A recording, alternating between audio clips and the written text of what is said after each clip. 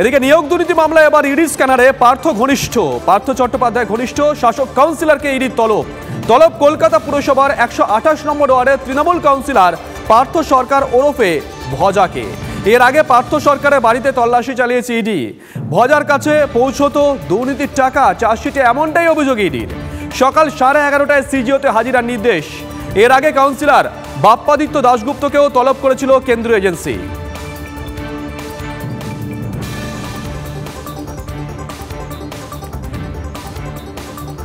অন্যদিকে কেন্দ্রীয় প্রকল্পের বকেয়া নিয়ে আজ মুখোমুখি বৈঠকে প্রধানমন্ত্রী নরেন্দ্র মোদী ও এ রাজ্যের মুখ্যমন্ত্রী মমতা বন্দ্যোপাধ্যায়। বৈঠকে উপস্থিত থাকবেন অভিষেক বন্দ্যোপাধ্যায় সহ তৃণমূলের 10 জন সাংসদ। বকেয়া মেটানোর দাবিতে এর আগে দিল্লিতে গেছিলেন অভিষেক বন্দ্যোপাধ্যায়। সেই সফর ঘিরে কেন্দ্রীয় কৃষি ভবনে তুমুল হইচই আমরা প্রত্যেকে দেখেছিলাম। তৃণমূলের অভিযোগ ছিল কেন্দ্রীয় কৃষিমন্ত্রী, কৃষি প্রতিমন্ত্রী কারোর সাক্ষাৎ মেলেনি, যদিও সেই অভিযোগ অস্বীকার করেছিলেন কেন্দ্রীয় কৃষি প্রতিমন্ত্রী। আজকের বৈঠকে কি উঠে আসে অবশ্যই নজর থাকবে সেদিকে। মমতা বন্দ্যোপাধ্যায়, অভিষেক বন্দ্যোপাধ্যায় এছাড়াও আরো বেশ কয়েকজন সাংসদ থাকবেন আজকের এই বৈঠকে।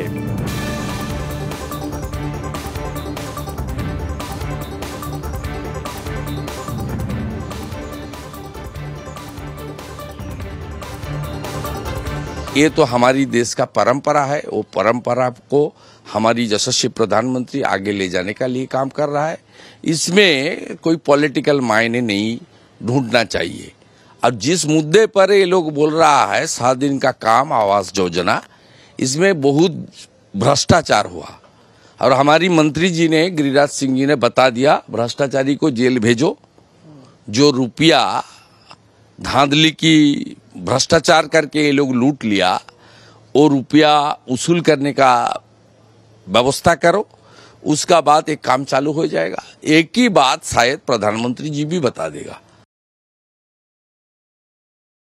ইডি রিপোর্ট করার জন্য রিপোর্টার হয়ে গেল নাকি? ইডির কাজ হচ্ছে এই সমস্ত জাল জালিয়া চোর জোচ্চোরকে ধরা, জেলে পোড়া এবং সমস্ত লুটের সম্পত্তি উদ্ধার করা। সেই কাজটাই করতে বলেছেন বিচারপতিরা। এই ন্যায় 56 ইঞ্চি দেবে না। মমতা গিয়ে এখন সেটিং করতে গেছেন। আরএসকে দিয়ে সেটিং করেছিলেন, এখন মোদির কাছে পৌঁছেছেন। কেন পৌঁছেছেন? হাইকোর্টে বাঁচানোর জন্য। এই ইডি 1 মাস আগে, সিবিআই 1 মাস আগে ভাইপোর বাপকে ডাক, মাকে ডাক, বউকে ডাক, শালিকে ডাক, হচ্ছিল না। আসলে চুপচাপ কেন হয়ে গেল?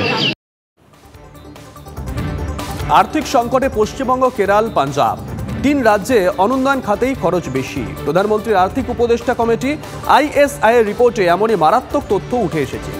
সেখানে বলা হয়েছে বাংলায় ঋণের আসল ও সুদ মেটানোর খরচ অনেক বেশি। 1990 থেকে 2020 30 বছরের তথ্য ঘেঁটে এই রিপোর্ট তৈরি হয়েছে। আর রিজার্ভ ব্যাংকের রিপোর্ট বলছে কেন্দ্রের উপরে নির্ভরশীল, নিজস্ব আয়ে রাজ্য সরকার পিছিয়ে। টাকা আটকে রাখা নিয়ে মোদী সরকারের বিরুদ্ধে বারবার বঞ্চনার অভিযোগ তুলেছেন মমতা বন্দ্যোপাধ্যায়। পাওনা গন্ডার বিষয়ে বুধবার দিল্লিতে প্রধানমন্ত্রী নরেন্দ্র মোদীর সঙ্গে বৈঠক করবেন বাংলার মুখ্যমন্ত্রী। কিন্তু বাংলার অর্থনীতির হাল কি? প্রধানমন্ত্রীর অর্থনৈতিক উপদেষ্টা কমিটির সদস্য শামিকা রবি এবং ইন্ডিয়ান স্ট্যাটিস্টিক্যাল ইনস্টিটিউটের মুদিত কাপুরের একটি গবেষণাপত্র বলছে বাংলায় উন্নয়ন নয়, অনুন্নয়ন খাতে খরচ বেশি।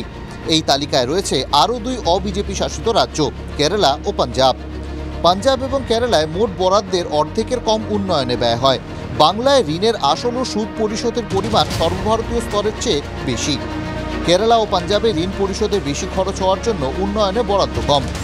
মোদ্দা কথা, সুদ আর আসলে টাকা গুনতে গুনতেই স্বাস্থ্য, শিক্ষা, পরিবহনের মতো পরিকাঠামো ক্ষেত্রে বাংলায় বরাদ্দে টান পড়ে।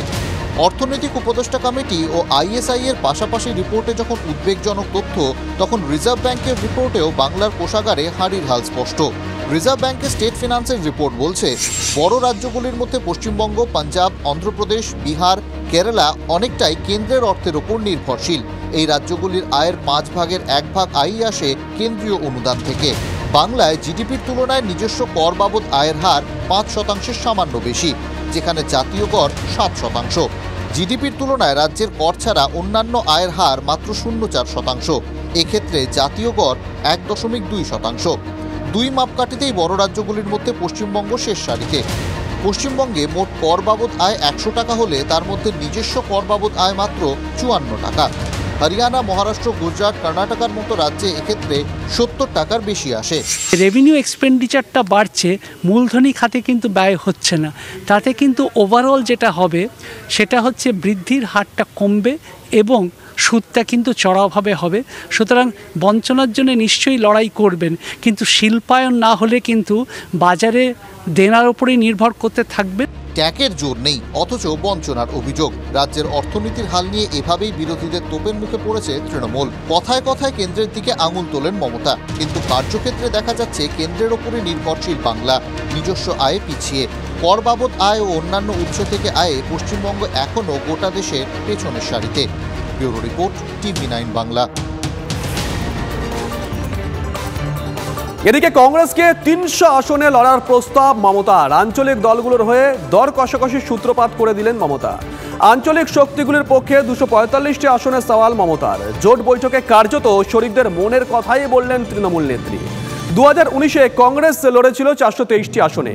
মমতার প্রস্তাব মানতে হলে এবার 123টি কম আসনে লড়তে হবে কংগ্রেসকে। তবে মমতা বুঝিয়ে দিতে চাইলেন কংগ্রেস এখন 300-র বেশি আসনে লড়ার জন্য যোগ্যই নয়। এমনটাও প্রশ্ন কিন্তু উঠছে, যে রাজ্যে যার জোর বেশি সেখানে সেই দলের ইচ্ছাকে আসন সমঝোতায় গুরুত্ব দেওয়ার প্রস্তাবও দিয়েছেন মমতা বন্দ্যোপাধ্যায়। তৃণমূল নেত্রী কার্যত স্পষ্ট করলেন বাংলায় তার শর্তেই জোট করতে হবে কংগ্রেসকে।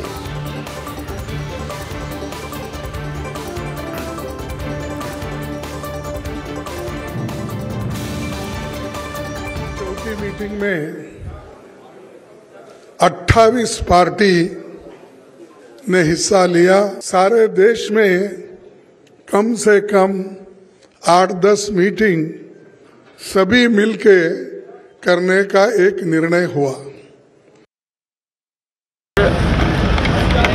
सभी दल बहुत जल्दी टिकट बांट करके मैदान में जाने के लिए तैयार है।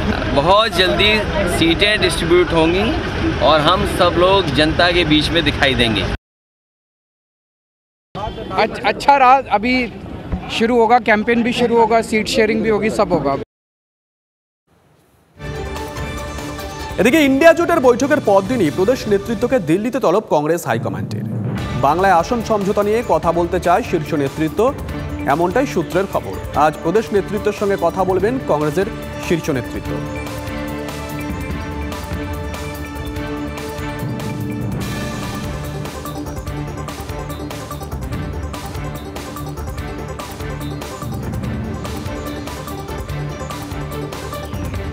ইন্ডিয়া জোটের নেতৃত্বে কংগ্রেস সভাপতি মল্লিকার্জুন খার্গের নাম প্রস্তাব করেছেন তৃণমূল নেত্রী মমতা বন্দ্যোপাধ্যায়। রাজনৈতিক বিশ্লেষকদের একাংশের মতে নেতৃত্বের দৌড় থেকে নিজেকে দূরে রেখে বিরোধী জোটের চাবিকাঠি হাতে রাখতে চাইলেন মমতা। তাদের মতে ভোটের আগেই নেতা বাছাইয়ে নিজের পছন্দ স্পষ্ট করলেন তৃণমূল নেত্রী। নেতৃত্বের প্রশ্নে কংগ্রেসকে এগিয়ে দিয়ে নিজেকে নির্মোহ প্রমাণ করার চেষ্টা করলেন মমতা। মমতার প্রস্তাবিত নামের বিরোধিতা করবেন কি সোনিয়া রাহুল? না, সেটা তো সম্ভব নয়, এমনটাই বলছেন অন্তত যারা রাজনীতি নিয়ে চর্চা করেন তারা। ইন্ডিয়া জোটের নেপথ্য কারিগর হয়ে উঠতে চাইলেন কি বাংলার মুখ্যমন্ত্রী? এমনও প্রশ্ন উঠছে। রাহুল গান্ধীকে জোটের মুখ করার সম্ভাবনা গোড়াতেই কি তাহলে নির্মূল করে দিলেন মমতা বন্দ্যোপাধ্যায়? প্রশ্ন এমনও, রাজনৈতিক বিশ্লেষকদের একাংশের মতে কংগ্রেসকে জোটের নেতা সাজিয়ে কংগ্রেসকেই চাপে রাখার কৌশল মমতা বন্দ্যোপাধ্যায়।